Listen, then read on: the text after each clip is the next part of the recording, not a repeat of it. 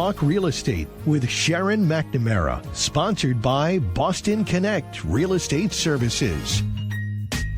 Hi, I'm your host, Sharon McNamara, and you are listening to Talk Real Estate Roundtable. Let me share a little bit about my background before we get started. I am the broker-owner of Boston Connect Real Estate, a boutique firm that is home to over 30 real estate sales and marketing agents who service home buyers and home sellers throughout Boston, the South Shore, the South Coast, and Cape Cod. Our firm takes pride in assisting our clients in the next chapter of their lives by taking a holistic approach to their real estate endeavors. We believe that every move should be a moving experience. Every week, my co-host Melissa Wallace and I will provide you with my team's unique marketing approach to selling homes and share with you our expertise in navigating the home buying process. We value the experience of our agents at Boston Connect Real Estate so much that not only will you hear my perspective on real estate topics, occasionally you will hear the expert thoughts and opinions of our experienced agents at Boston Connect Real Estate. Be a part of our roundtable. If you have any questions during the show, please call 781-837-4900. We'd love to talk real estate. Follow us on Facebook, Instagram, and wherever you like to listen to podcasts at Talk Real Estate Roundtable. If you would like a one-on-one consultation with me and my team to discuss your real estate needs, you can connect with me at bostonconnect.com or 781-826-8000. Now, sit back, relax, take good notes, and let's talk real estate. And good morning to all my South Shore neighbors. This is Sharon McNamara. You are, of course, listening to Talk Real Estate Roundtable, and I am live in studio this morning with the one and only Melissa Wallace. Good morning. Good morning. What's going on? I'm good. Happy day after Halloween. Happy day after Halloween, yeah. You know, I waited until the end of the night last night to just sort of fly away in my broom. That was funny. Yeah, it was a lot of fun. The things that AI can do. So, and I believe we have the one and only Tim McKinney in WATD, that is our producer this morning. Good morning. Yes, good morning, ladies. Good morning. And a sugar hangover? What's going on today? No, I just was in the Halloween mood still. You know, Yeah. the goblins and ghosts haven't left me yet. Yeah. I know it takes a little while to get that out of your system. It does. You know? It does. Yeah. Because all month you're like, ooh, bah, hee, ha. I know. It's you know, I got to tell you, like, Halloween is different now. Like, not as many trick-or-treaters. Do you think, why No. is that? It's because they do those trunk-or-treats Yeah. or trick or Yeah. whatever. Like, so they have, like, all these parties and, you know, these events that, like, kids can go to. So by the time Halloween comes around, it's like, you've already trick-or-treated 8 times. I know. So, Tim, what was your favorite costume growing up when you were younger? Oh my gosh, my favorite costume. Well, I remember one Halloween I was the Flash. Oh, I can picture that. Yeah. This is a long time ago. Was that a couple years ago? No. We're not talking about last year. No, okay? no. The go-to costume for Joel and I, because everyone says you never age, we go as vampires usually. Oh, Yeah. that's a good one. That's insightful. And Absolutely. One year I had a homemade costume with a sweatpants and a gray hooded sweatshirt. I was a mouse. We made some like paper. Like Stuart Little? No, like just a mouse, almost just a mouse. Yeah, Just a mouse. Yeah, no famous mouse. No, I didn't have a Mighty nice Mouse. No, You could have gone a mouse and Flash all as one Mickey and been Mouse. been Mighty Mouse. the flashing mouse. Oh boy, no. And he's not saying a flasher, just to set the record straight. Yeah, the Flash, like the superhero. You know, gone. You know. But no, the tail was just a gray.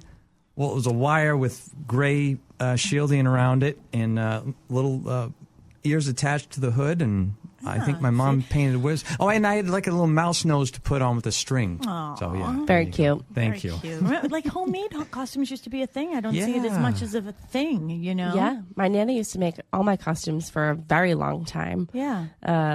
Wendy, Ethan's mom, sent us a picture of Ethan's first Halloween. So she's like holding him because he was born in August. So, you know, he was baby first Halloween. And so I sent a picture of me as a princess from 1994, and my Nana had made my little princess costume. But that was when like you had to wear the long sleeves underneath because it was so cold. Yeah, because you were actually trick or treating. We were actually trick or treating.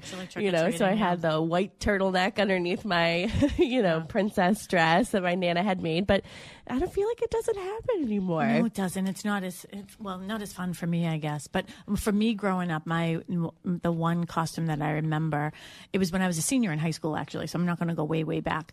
But I was a clown, and someone in our neighborhood was a professional clown. So I went over their house in the morning. So seniors, it was a big thing to like dress up and everything. So I was an actual professional clown. So the professional clown helped you get ready. Yeah, that's so cool. It was so awesome. How do you get into that profession? Yeah, and then I was giving out candy, and then in our psychology class, it was interesting.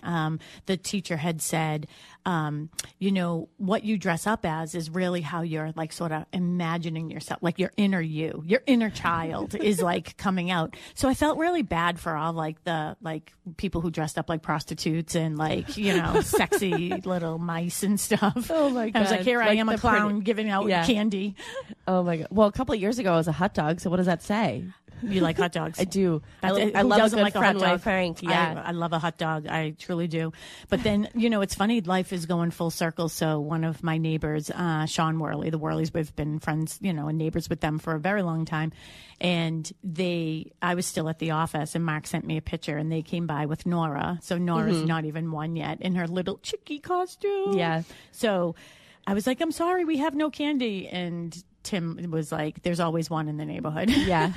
And that was us. So I stopped there on my way home, and it was better. I mean, it was reverse trick-or-treating. I took the candy from the office. I showed up. I got to see Nora in her costume, and I had a glass of wine. So there you go. Yeah, but you brought the candy back, which means we have to eat the rest. I have to stay away from that. Anyway, so that's our life in a nutshell. So glad we could get all of you bring up. the candy to the open houses you're hosting. Oh, that's a good idea. But if no one comes, guess what happens? Wow. Yeah, while you're waiting for someone to show up, you're eating the entire bowl. Well, what you do is you also put under the open house sign and say, we have candy. Yeah, we can do that. Bring day after Halloween candy. Yeah, and everybody. Hey, it's still fresh, and they don't have to go to the store and pay for it. Yeah, I know. 50% off today, probably. Yeah, right? Oh yeah. Too bad we couldn't buy it for next year. How we always buy like we wrapping could put it paper. in the freezer. That's all right. Joel got a bag of candy to hand out last night. We didn't get any trick-or-treaters, but, we overlap our holidays now a little bit. We're seeing Christmas ads before we even finish Halloween. Mm-hmm. Yeah. Mm-hmm. The bag of the candy he picked up had a penguin on the front of it wearing a red scarf. Oh, so perfect. Yeah. Well, the key is don't just buy Halloween-themed candy. Buy regular candy, too. Nobody's going to say the neutral stuff. So now you can move on. Stocking stuffers. You can put it in a little bowl when people are coming over, instead of nuts or whatever people use. I think we just keep on this track today. Yeah. What's your favorite candy? Yeah, well, see, and I love... I think Rob already did that survey, but... did he? Really? What one? What's your favorite candy? Reese's. Yeah. Yeah, that's a sure winner. But you know what I love? I love Sour Patch Kids and all that. That's interesting because I saw you go for the Sour Patch Kids yesterday, and I was like, literally in my head, I was like, oh, I didn't know she liked Sour Patch Kids. And what about because we're supposed to know everything about each other. And what about the trolley worms? Yeah. Oh, yeah. I like any of that gummy, sugary type of stuff. So, yeah. Anyways, well, I'm glad that everybody had a nice Halloween. And here we are just getting settled in. And you and Tracy had a good show last week. So that was last week, right? Yeah. Yeah. Yeah. Thank you for filling in. It was haunting stories and stuff. I slept in. I slept until 8:45. Yeah. I had someplace to go. Mark and I had someplace to go. But, it's sad time of season. We have to close up the boat. So, that's a good show. And I had I'll have to save it for next year because I did have a couple actual ghost stories that I could have shared. Yeah, you could have. Yeah, well, I'm a witch now, just flying away on my witch broom. Yeah, next with my dog that I turned into a bat. We do have a co-host today. We do have a co-host. If you're watching us online, you can see my little Marley Bella. She's my little nugget is what I called her. So I dressed her up like a chicken yesterday. So she was a chicken nugget. Yes. And she just looked at me like, I know, Mama. She's like, I know you're talking about me. Yeah. All right. She's so sweet. Here it is, 8:15. People are like, Sharon, your show. Is this about real estate? Yeah, get on track. You know what? But here's the thing. It's our show. Yeah, we can do it. I can talk and you all have free will. So if If you don't like it, come back at 9:00. Yeah. Do you have something online? I don't know. I think we might have somebody sort of trolling. Oh, that's something that comes up. I think it's from the internet people. Yeah, and I don't really like that saying on there. So I just do feel the need, in case it is somebody real, that if you are feeling this way, then you should definitely call some type of a hotline, right? Because can you read what it's saying? Oh, I can read it. Yeah. So anyways, okay, so what are we into today? I barely know. I looked down. I remember you told me what you were thinking, and I was like, good thought. But I was like, yeah. Well, so like we say all the time, so we come up with our topics by sort of real life. So what's going on in the office, what's going on in our business, things like that. So we're calling our show today From Offer to Closing, Navigating the Home Sale Timeline. We've talked about the I almost said new construction, but that's not true. We do talk about new construction, the home inspection, new home inspection regulation, the law, and how that's going to possibly affect a timeline when it comes to getting an offer accepted, and how that looks now with, you have to have a reasonable amount of time to decide if you're going to do a home inspection and things like that. But there's so many other elements to an offer and from accepting the offer to the closing table of a timeline, and how that timeline can shift, how we can keep that on track. So we're just going to sort of talk about navigating that timeline and what those time frames mean, because there's one big timeline. So that's from offer to closing. And then there's smaller timelines. Yeah. So it's, okay, you get an accepted offer and then you decide to do a home inspection. So what's that timeline? From that timeline to signing a purchase and sales. And then it's also, a timeline from signing a purchase and sales possibly to an appraisal and things like that. And a commitment. Commitment, yes. So there are many timelines within a larger timeline. Yes. And it can get confusing for people too. And one of the other thing with timelines to consider is, as a listing agent, I'm always, we have to be really careful with our timelines as well, because if the person purchasing a house has a house to sell, we can put a timeline on there. So they could put the offer in and it could be contingent upon them selling their house. Well, we don't give that free-ended. So we put a timeline on that. But then, one of the trickier parts that comes is aligning the timelines of the sale of that property with the sale of, the purchase of the property that they're buying, which may be my listing. So there are definitely a lot of moving pieces. And as an agent, I think it's really important to realize, like, you have to pivot and you have to think, you always have to be watching these dates. The important part of these dates is your fiduciary responsibility to your buyer and your seller. And if you miss some of these dates, you're potentially I haven't seen it maybe but once or twice in my career, lose your deposit. Yeah. And that's, no one wants to do that. Nobody wants to do that. I never want a homeless person, and I never want to, like someone who sold the house and has nowhere to live, interimly, because you know what I mean? I didn't mean an actual homeless person, because I'm happy to help them too, but the other thing is, I don't want anyone to lose any money in the meantime either. Excuse me, I have to cough. That's okay. I want to talk about, first, sort of what happens after the offer is accepted. So a timeline that sort of starts the clock after. Well, actually, you know what? Yeah, there is a timeline right before. There is a timeline right before. Right on the same track. We're on the same wavelength. Yeah. So for anybody who has seen an offer, there is a timeline or a time limit that you have in your offer that is when your offer expires. But I'm also thinking, so we were sort of on the same page, but I was one even ahead of that is, usually there's offer deadline. There we go. See, we're on the same line. Yeah, there you go. I got back on the train. It's almost like you have an avatar sitting here with you. Yes. Avatars scare me. But go ahead. See how excited we are about timelines? Yeah. Okay, so you put a property on the market. So you're a listing agent, Sharon, and you're getting a lot of activity. And you know that, okay, people are going to love this house. Say it's a Friday. You're getting a lot of great feedback from it, either showings, and then you know that you're going to be doing an open house. So you say, you know what, I'm going to put an offer deadline. So talk about what an offer deadline is and sticking to that offer deadline, how important that is. Yeah, and it got a little controversial there for some time when we had multiple offer situations a lot, and we are still seeing multiple offer situations. I put in 2 offers last weekend, and both of them had multiple offers. Actually, both of them had 3 offers. So we're, but some of our agents, I mean, Sue Bollinger, full-time real estate agent here at Boston Connect, she had how many? 10, 9 or 10 on her. Yeah.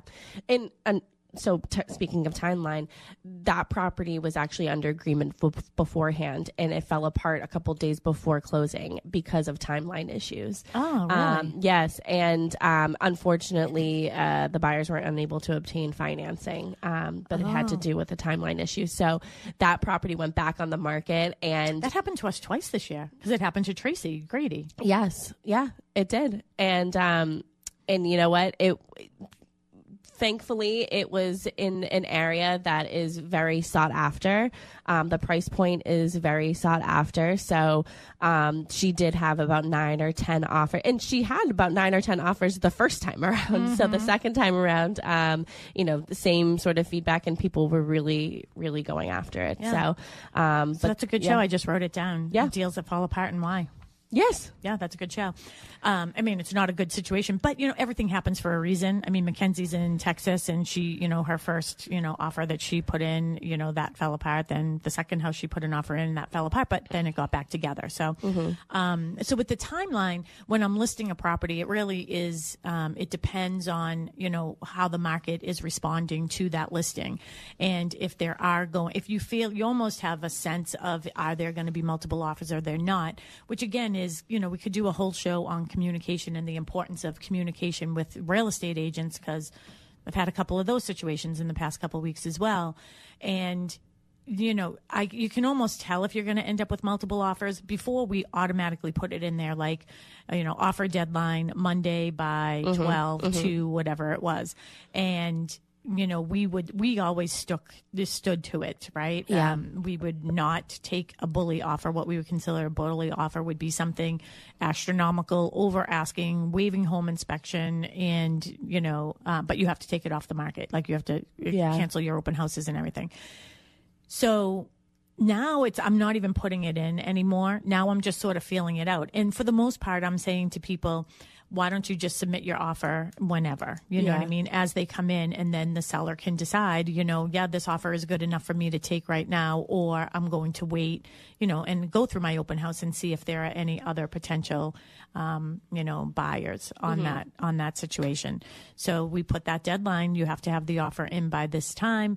And then the next part was what you were talking about, was how long the offer is good until. Yeah, so there's an expiration time and date in the offer that you decide. A lot of the times people put 24 hours. And also the listing agent can say, please put in your offer, like make offer good for at least 24 hours after submitting, because it is sort of a big decision for sellers. So, say you receive an offer at 5:00, you're meeting with your sellers at 6:00, they're going through all of their offers, and they need a moment to think about it. Because, and I said this, I don't remember if it was during our Lunch and Learn recently or at some point during these classes that we've been doing, I said, once you get like multiple offers, they all start to kind of look the same,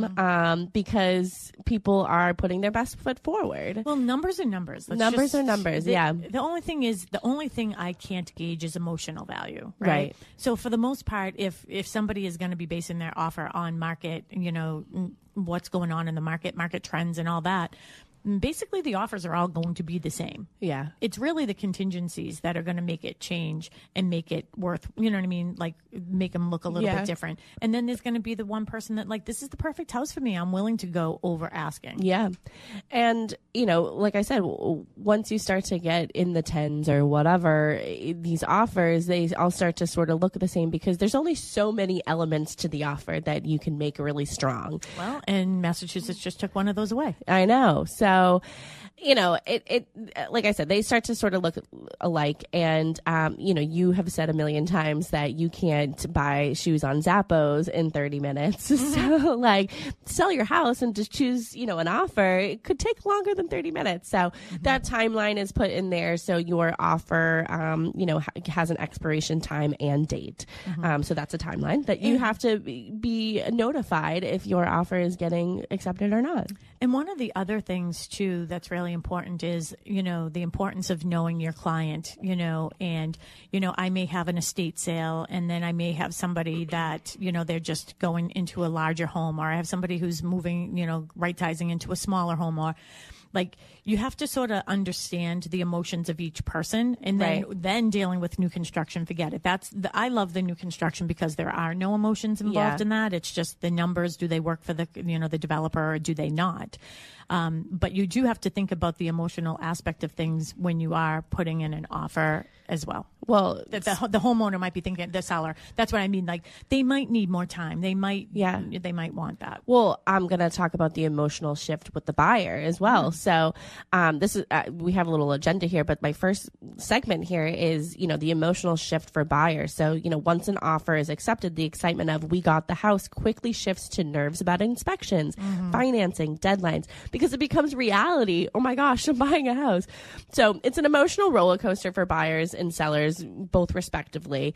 And, part of the agent's role is to guide them calmly through it. So it's very much what you just said. And going through that personally, once I stopped crying after you FaceTimed me, you and Mark FaceTimed me that I, got an accepted offer on one of your listings, it sunk in and I was like, oh, wait a minute. I was like, uh-oh. Yeah. So, and then after I signed purchase and sales, I remember being like, oh my, uh-oh. I'm a homeowner. Oh my goodness. This is becoming really close. And I just remember every day being like, okay, I was so nervous that I was making sure that I was doing the right thing. I wasn't, spending $1 million on a new car, like trying to make sure that I was being responsible and getting exactly what I needed for documents and everything like that, that I was like, okay, this was the goal. This is how I'm going to get there. But it is nerve-wracking. It's an emotional roller coaster. I was going to ask you that. Like, did you feel at any point, because Mackenzie's going through this right now, especially because it's a house that she had under contract, then it fell apart because of some situations, but now it's back under contract. But I was like, are you excited? And she's like, I can't let myself get there. Yeah, it was I just remember like having the conversations, just being like, am I there? Is this really happening? And having Could to it fall be apart? Like having that's to what be her fear reassured. is. Yeah, having to be like I was nervous, and there was really no reason to be nervous because I had done all the work, and it was almost like a waiting game, like. Yep. Waiting for the appraisal, waiting for the clear to close. But, I got a clear to close a week before closing. And, so it was definitely like I thought maybe, okay, something might happen, but that was just me. Like that was just in my head. So, it was definitely, and we didn't really have a long timeline. Like we sort of had a tight timeline. It closed within 30 days. So I really wasn't waiting that long, but I had to do the work. When you have, student loans and things like that, that you have to get all these documents from and, things like that. It's almost like I was waiting on other people. And then once I got those things, I was like, okay, I'm ready. And then I was like, okay, one more step. I'm like, oh, okay. So I just wanted to make sure that I did everything that and that's I what's needed important, to do. And that's a good reminder for people when we are working with them. There's two different timelines, and if anybody is interested in getting a timeline, we can obviously email you a full timeline of this process. Yeah. So you can get in touch with us at which email should we just say? Real estate at bostonconnect.com. If you are interested in getting this full timeline, we have one for buyers and one for sellers that we can send out to you and email you. But I think I had something to say in there. The timeline is different for both people. And, the important part of you getting your documents and doing all that, right? You have to be on track. It's almost like, I guess it would be similar to like I don't know, getting tickets for like Taylor Swift, and then you forgot that you don't have your credit card in front of you, and you have to you're running around crazy. I know. Right? Yeah. And you're like, oh my God, I only have 30 seconds left to put in my information. Yeah. Don't do that. And those tickets would be stolen right from underneath you. Yeah. But the other element is that I was technically my own buyer's agent. Yeah. So, the communication was pretty easy for me. But for anybody else who's working with a buyer's agent, that communication is key. And we say this all the time, that it really comes down to communication and, how things are expressed and the importance of how things are expressed, because this is a very important purchase and a very important sale. So everybody at the end of the day, wants to see this succeed. And I've talked about this recently on one of our shows, that it's not one against the other. We both have a common goal. And if we can get there, let's stay within our timeline. So other things that happen after the offer is accepted is, what does under contract really mean? And excuse me, in Massachusetts, an accepted offer is just the first step. The sale isn't binding until both parties sign a purchase and sales agreement, typically about a week or two later. And this is, again, where you can put in timelines. And this is, as myself, I put in 2 offers this week for clients, just so you know, neither one of them got accepted. And the reasons make sense to me. I understand exactly why. You have to respect the seller's decision. It just wasn't the one for my buyer, apparently. But with those offers, these new timelines of, okay, I'm going to have my home inspection within this time period. I'm going to have I will do the purchase and sales agreement within a week. So staying on top of those things.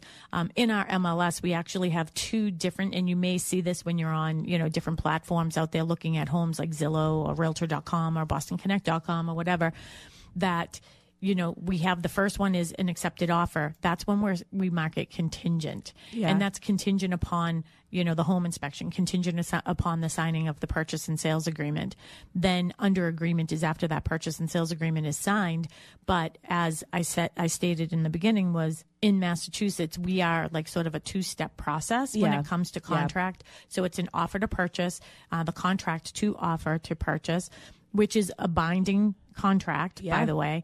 Anything and everything that's in there will then be put into the purchase and sales agreement, and that goes between the attorneys. So we are what we call an attorney state here in Massachusetts. Other states are not. Maine, I just found out because one of our clients and friends has a property in Maine and had some questions. I contacted one of my friends up in Maine that's an agent, and they are a title state. Yeah. Texas is also a title state. It's like speaking 2 different languages to me. It's I don't, but they go I'm like, why is it taking so long for them to just agree to the offer part? And they're like, well, because it's really a purchase and sales agreement. Yeah. Florida? Yes. So I remember when my friends, Stephanie and Scott, were purchasing their second home, and they live in Florida, and she, had sent an offer, I'm using air quotes because it was 18 pages long. Yeah. And because there's so many other elements to living in Florida that we don't really think about. So we don't really necessarily, have a heavy emphasis on the outside of a home, but these homes, if they're made with stucco or things like that, they have to be inspected. It's required. You have to have certain things inspected. So, I was going through it and I was like, oh wow, this is interesting. This is interesting. 'Cause she's like, I don't know what this means. And I'm like, well, you should ask your agent, but let me go through this. And so, it was definitely interesting. So every state is sort of different, and which is why if you sell real estate in a certain state or any state, you have to, do a class and, take a test and everything like that. So we sell real estate in Massachusetts, but we have plenty of agents around the country that we can refer business to. And that's one of the things I'm loving. And there were times when I was able to, hook up my phone to this app that it's called Clubhouse, and I go on that every morning, and I'm talking to agents from 7 in the morning. It's on from 7 to 9, but I'm usually doing it as I'm having my coffee, getting dressed, or doing whatever, and on my way into my first appointment, I'll listen in, and you can talk back and forth in this app. And I have to tell you, for the last 3 years, and it was big during COVID too, but for me it's been the past few years, I actually call them my clubhouse friends, and I have literally friends in every single state now, which is so nice, because even like Maine is a big place, right? So I reached out to one of my friends up there and just said, hey, I have a client who, has inherited a piece of property. Is that your area, or do you know somebody in that area? Because I honestly want to refer the people that love and care about us, right, to people that I know are going to do a good job on the other end. So that is something to think about to our WATD listeners. If you are thinking about moving out of state and you don't know where to begin, it's always with a buyer's agent. So if you need help finding a buyer's agent, I'm more than happy to introduce you to somebody who works with the same level of professionalism that I think that we all do here. Yeah. Something else about timelines, with the purchase and sales, it sort of popped in my head when you said that, is the attorneys can extend on their own as well. So, a lot of the times we're sort of waiting on the attorneys, just saying, we give them all the information that they need, whether it's the accepted offer, all the documents from us, condo docs, if you're, buying or selling a condo. And we're sort of waiting on them to go back and forth and negotiate, talk with the clients and things like that. But it's also on their schedule as well. So sometimes, not sometimes, we'll send an email to an attorney and say, hey, attorney, here is all the information about this accepted offer. Purchase and sales is due to sign, on Monday, and say it's Wednesday. They have to be able to get all that information. So they might be like, yeah, this isn't going to get done by Monday. Yeah. So they can extend it too. And that's one of the things too, is I like to put tight timelines. But the 2 offers I just put in last weekend, I made them very tight timelines to make it appealing to the sellers, like, hey, we're ready to go, and we'll make this as easy as possible for you. But it's, as soon as their offer is accepted, I am reaching out to the attorneys and saying, hey, just want to let you know we have an accepted offer. We still have steps in this process, but so at least it's in front of you at that time. It's actually something for us to consider. And if we reach out to our attorneys and say, hey, do you want us to actually wait until it's a little more solid, or how do you want us to do this? Because I also don't want to throw something at them and say, okay, we had the home inspection and we've already negotiated that, and now we need this, we need the purchase and sales agreement by tomorrow. Right. So also it's important to communicate with the lender. Yes. So if you want to do a tight turnaround, tight timeline, you also have to get an okay from the lender to make sure that it's possible for this loan to close in, 3 weeks or anything like that. That is really an important piece, and I'm glad that you brought it up, because it happens in new construction all the time. And as everybody knows, I do a lot of new construction, and I work for Stonebridge Homes. They hire me as their marketing and, sales, people for me and Mary, that we do that. And we have 2 developments with them, but we meet with our developer every Wednesday. We have like this, right? Because you've heard it. Like, it's once a month in person, and then every Wednesday 9 to about 11 o'clock, we talk about both of the developments. But we know every stage that each one of the units is in. And with new construction, by the way, you have to be really ready to pivot, because things can change. So aligning your lease or aligning the sale of your home, and maybe let's pick on plumbers, because I'm married to one and he would never do this, but like if they don't show up or something, or if they show up and the floor isn't tiled, they can't set the toilet, like it's such a snowball effect.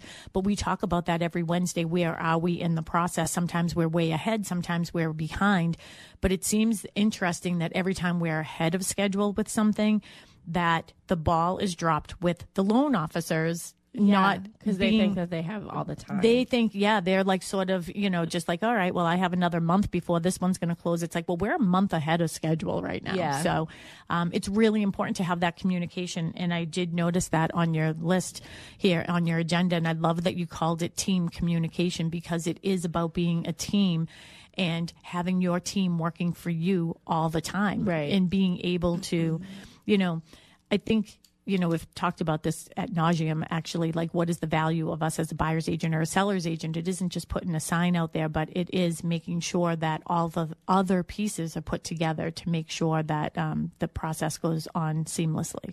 I think it's also important to set expectations too. Mm-hmm. So, especially when you're talking about new construction of, here's the thing, this is our timeline, but setting the expectation that it could change.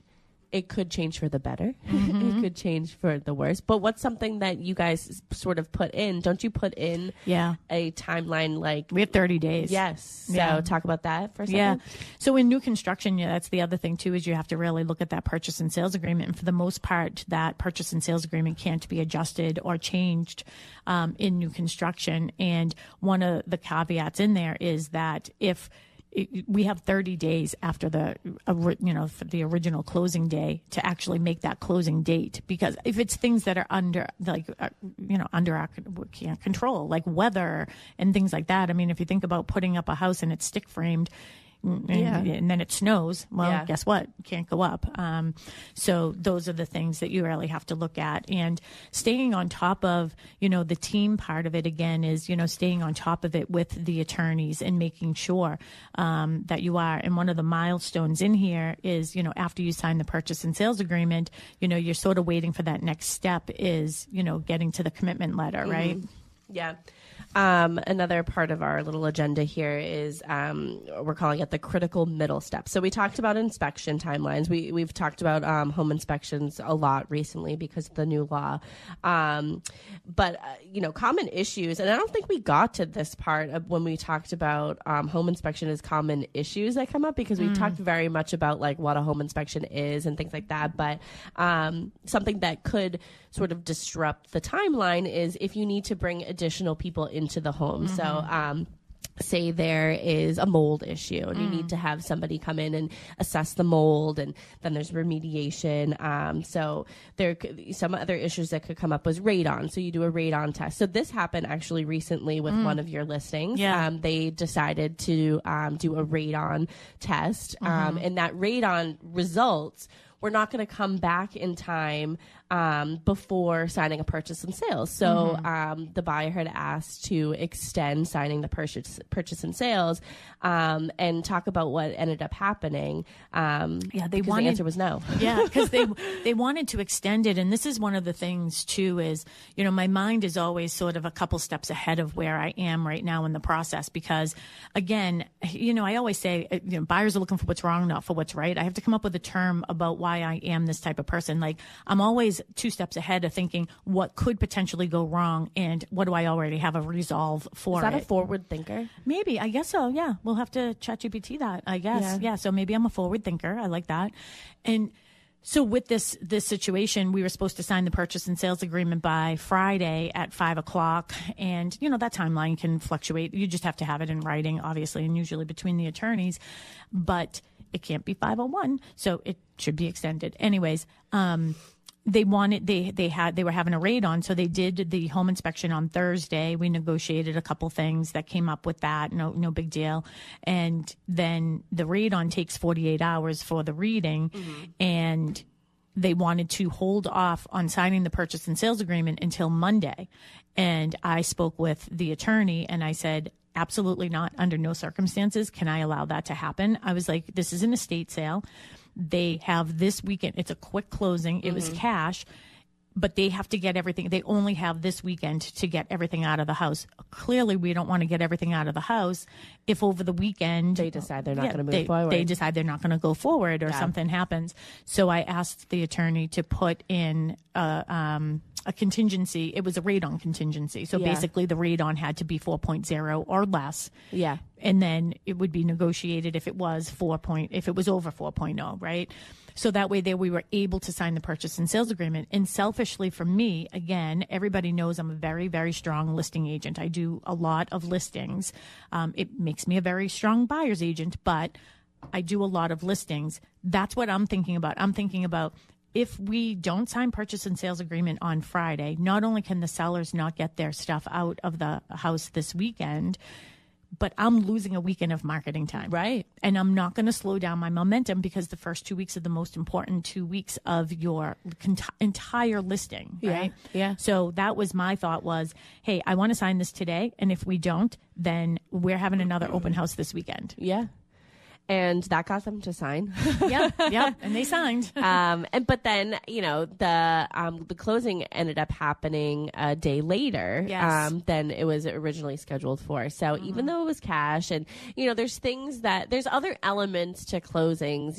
It's the closing disclosure. It's making sure that that's all right, having that signed, scheduling the closing. And I know I'm jumping ahead to the closing, but going back to my point of sometimes the timeline depends on the attorney. Is, and money being transferred. This is cash. So it isn't like you're going to the bank and just saying, I'll have a certified check for this amount. People are usually moving money from one place to another or multiple places from one place to another.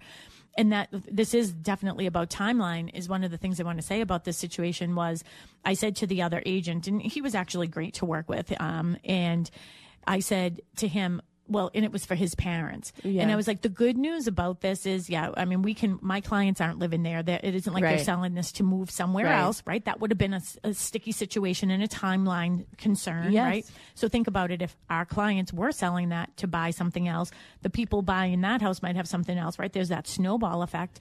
We didn't have that worry. We didn't have that concern. We also didn't have the worry or concern of them having to be out of their house in a moving truck already there with, everything sitting in a moving truck overnight. Yeah. So the timeline of, the day of closing, the attorney probably has more than one closing. So, whenever somebody asks like, oh, do we have a time, for closing yet for this date? A lot of the times behind the scenes, I'm sure the paralegals or anybody at their office is trying to schedule all of these closings in, the right fashion. So you just talked about a snowball. So if there is a domino, so somebody is selling and then they're purchasing, and then maybe that house is also purchasing something else.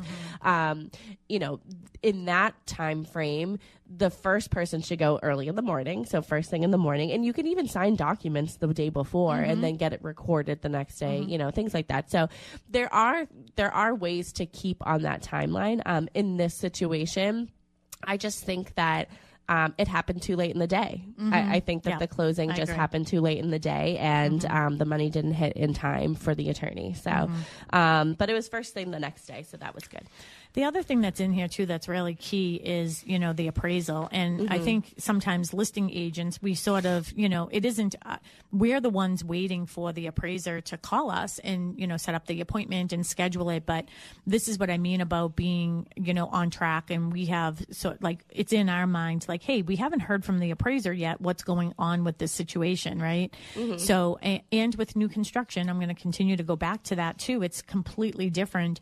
With the new construction, there are a couple of different appraisals that are done. I was going to say, don't they go to the property a couple times? Yeah, or a few. Sometimes they'll go when it's just land, and then they want to see it. I had one the other day. She'd Mataported every single room. I never had that happen before. It was an hour and a half for an appraisal. That's silly. Yeah. And I go to every appraisal as a listing agent. I think that that's important. I mean, and for this situation here, she was coming from Providence, Rhode Island. Yeah. Right. So she isn't familiar with the area for sure. So it's important to be there, but, waiting for that appraisal. But we also, what happens if the appraisal doesn't come in? This is what I mean, being a forward thinker. You have to be ready to pivot. This happened to one of our agents recently in the office where something didn't appraise. Right. Right. Yeah. So actually it happened. Yeah. So it happened because actually Kristen Howlett, full-time agent here, she does the show with you all the time. She helps us over at Cochesset Estates in West Bridgewater. She actually had a buyer for one of our units over there where Mary and I are the listing agent. And it was that property that. Oh, really? I didn't know that. Oh, you didn't know that No, one? I didn't know that one. Yeah. Yeah. So that's what happened. So did it not appraise at the end of the day, or did it? No, it didn't. Interesting. Yeah. But again, an appraiser that wasn't familiar with the area. And one Did they fight it? Sort of. The problem is we had the same model was selling the next day, but the appraiser wouldn't use it because it wasn't sold at the time that he walked in the door. It's a day. I guess it matters to them. Well, you weren't around for the downfall of the mortgage industry, there you go. So now they really pay attention.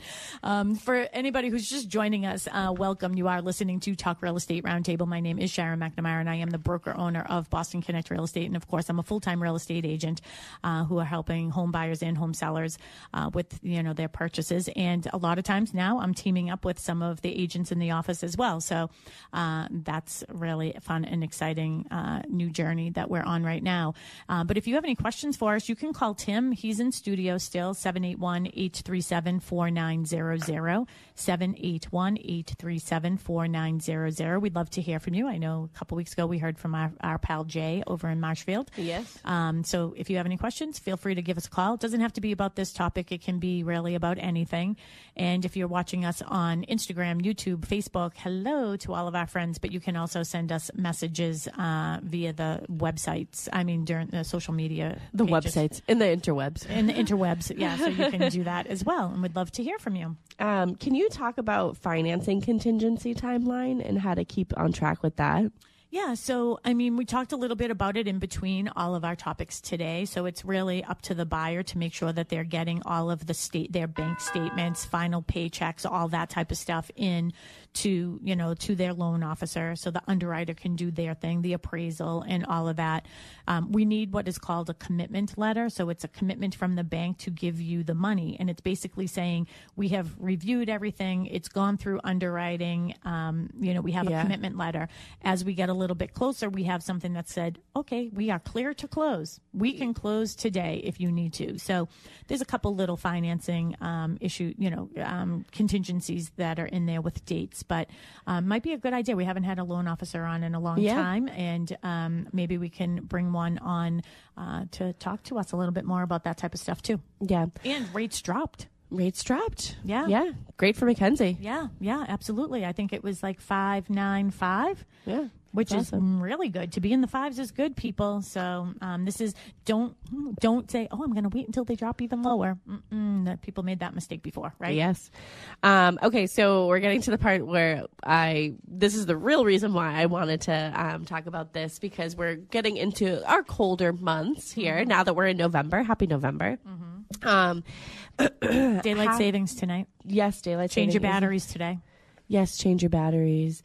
Do you really have to change your clocks anymore? Because they sort of just go and do their thing. They sort of do their own thing. Unless you have a really nice real watch. I guess that. And if you have a grandfather clock or something. Yes. So if you have a grandfather clock, make sure you change that. I mean, if you're working, in town in the big clock building, I'm sure someone has to go in there and turn it back. Oh, yeah. How about Big Ben? Does Big Ben? I think someone has to wind that thing every day. Yeah. All right, there we go. We just squirrel right off onto the other thing. I want to talk about how weather can impact a home sale timeline. So we live in New England. Yeah. Here we are on the South Shore of Massachusetts. So we have snow, we have ice, we have heavy rains. So they can delay inspections, final walkthroughs, and when it comes to, inspections, roofs, decks, foundations, you might not be able to access them. So there could be escrow holdbacks, post-closing inspections, things like that, because of New England challenges. So be aware when you are scheduling closings. Always look at the weather. Yeah. And it's hard to do, though, when, you're putting in an offer to something like, what is the weather going to be like in 30, 45, 60 days, right? Yeah. But that's why we also, and it is part of this as well, your agenda is, don't pick a Friday. People, if you hear me say anything else on this radio show, do not pick a Friday to have your closing, especially the last Friday of the month. Do a Wednesday, do a Thursday, take a couple days off from work, take an hour off from work to close the papers and move in that weekend. Yeah. But if we get snow, if we get heavy rain, we've had the registry closed down before. Yes. So you can't move in. If you have a closing on a Friday and there's a snowstorm and everything is closed down, then you can't move into the house. Yeah. So we do have 2 other segments of holidays and their hidden delays, convenient or complicated for Friday closings. And to talk about Friday closings, especially if there's a Monday holiday, forget it. Do not schedule a closing on a Friday of a long weekend. And especially, buyers love Friday closings because they typically have a weekend off, so they can move and get everything moved in and things like that. So, but funding can be delayed, especially with the registry if it closes because of snow. And, here's the thing, everybody needs safety. So if it's unsafe to stay in these buildings, then those people should go home.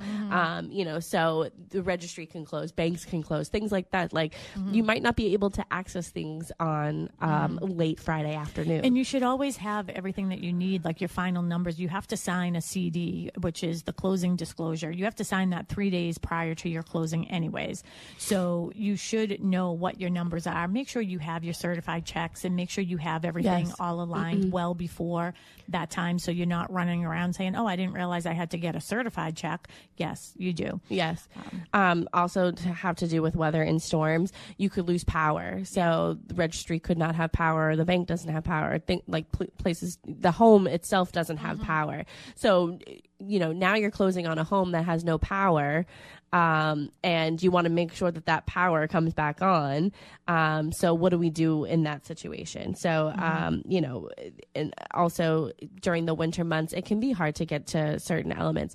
Having a septic inspected, or a Title V inspection or septic pump during the winter months when it's frozen ground might be a little bit more difficult than summertime. Do it now. Well, I'm having mine done next week. Oh, you are? So that's what I wrote down actually for another show, and maybe we can do that next week just to stay on topic, or we can do it a couple of weeks from now, is doing a show on preparing for sale in the winter. And one of the things I thought about is, doing a video of your roof, right? And having a drone. So I think that would be a great show as well. So we came up with 2 new show ideas in this one show. I think it's also important to say vacant properties, making sure that they are secure, winterized, that pipes aren't bursting, and just making sure that they're bundled up and ready to take on the elements, especially when nobody is there. Yeah. And there are, we can get more into this because that's why, with another show, in the winter months and during the holiday seasons, I think that's what we'll talk about next, because we have a whole segment that we could do on that. And then back to the Friday closings, which we were just saying, it's never really, never really suggested that you do a Friday closing. So one of the things I do want to talk about too, we have a few minutes here, is, was there anything else on here? There's 8 sections, and I think we got to 2, so we're good for the rest of the show. And then walkthroughs, we can talk a little bit about that. So you want to have a final walkthrough, right? So I always say to people that is a timeline thing too, but you want to have that walkthrough at the beginning, at the day of closing. Yeah. You never know. You do it the night before. Maybe there's stuff that's still left in the house. What do you do in that situation? We can do holdbacks. We can do all that type of stuff. But we can also, I like to do it the morning of, just so you make sure, hey, the water heater didn't go overnight or something. The water like main that. didn't break in the front. Well, we had that happen. Water main broke the morning of a closing, so we had to deal with that in 90-degree heat. So we just have 2 minutes here. So final thoughts. What are your final thoughts on this segment? I think that we could do a million shows on this. Like I said, we have 8 segments to this, and I think we got through 2, but there's just, you said it perfectly yesterday, I think during your class, with our agents, is, we do so much now. You have to think of so much now. Not that real estate was easy, 20 plus years ago when you first started, but there's so much more to it now, and there's so many more elements to it now that you're constantly having to think and sort of be on your game, and you should, rightfully so. You should, because this is somebody's most important decision and purchase. Yeah, absolutely. So open houses again every Saturday and Sunday. We have Cushing Trails. I'll be there Saturday and Sunday this week, 10 to 12. So that's off of Spring Street in Hanson, and those are new construction condos. I only have 3 left in a 40 unit development. And then, of course, over at Cochesset Estates in West Bridgewater, we have new models, and phase 3 just opened. Perfect. And we have a lot of fall incentives that equal about, $18,000 worth of incentives incentives there that are going on from the builder. So go over there and see Mary today and Kristen tomorrow, and they're there 10 to 2 over at Cochester Estates. So have a great weekend, everybody. And if you want this roadmap and timeline of home buying and home selling, just send us an email at realestate@bostonconnect.com and we can get that out to you. Any other questions, of course, you can always call me directly at 781-294-4848 or at the office, 781-826-8000. Find us on bostonconnect.com. Bye, everybody. Bye, everybody. Bye, Tim. T-Mobile Business Advantage.